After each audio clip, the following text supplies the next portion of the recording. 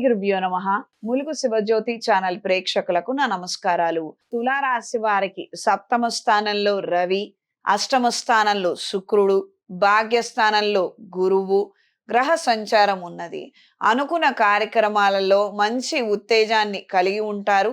పనులు మూడొంతులు సజావుగా సాగిపోయే అవకాశం ఉంటుంది.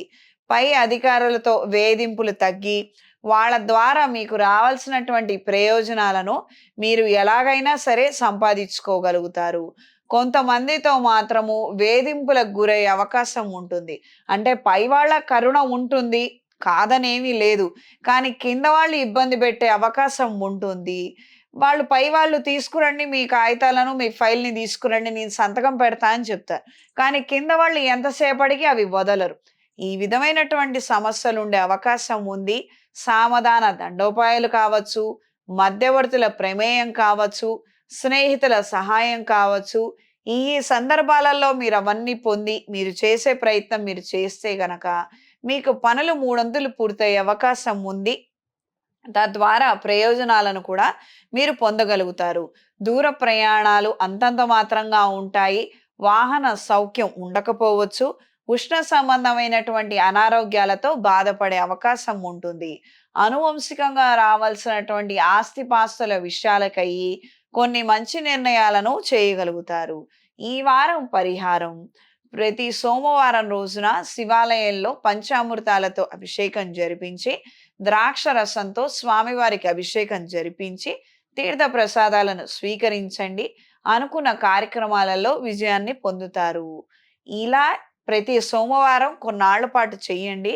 తద్వారా ఆగిపోయి ఉన్న కార్యక్రమాలలో మంచి పురోగతిని సాధిస్తారు.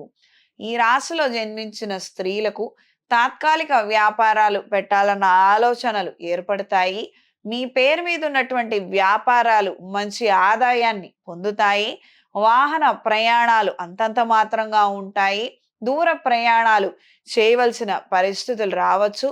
శుభ కార్యక్రమాల నిమిత్తం కావచ్చు, కొన్ని ప్రయత్నాల నిమిత్తం కావచ్చు, ఎక్కువగా తిరగడము, తరచూ వెళ్ళి రావడము, ఈ విధమైనటువంటి అంశాలు ఎక్కువగా ఉంటాయి. ఇష్టపడ్డ వ్యక్తితో కష్టాలు ఎదుర్కొనే అవకాశం ఉంది. జన్మజాతకంలో బలం ఉందో లేదో తెలుసుకొని తగు జాగ్రత్తలు పాటించండి. ఉద్యోగ ప్రయత్నం చేస్తున్న వారికి సానుకూల మార్పులు ఉంటాయి. మంచి శుభవార్తని అత్యంత తొందరలో వింటారు.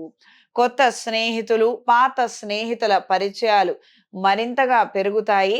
మానసిక ఉత్సాహాన్ని కలిగి ఉంటారు.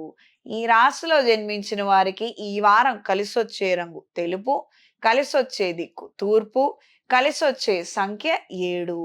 సర్వేజన సుఖినో భవంతు.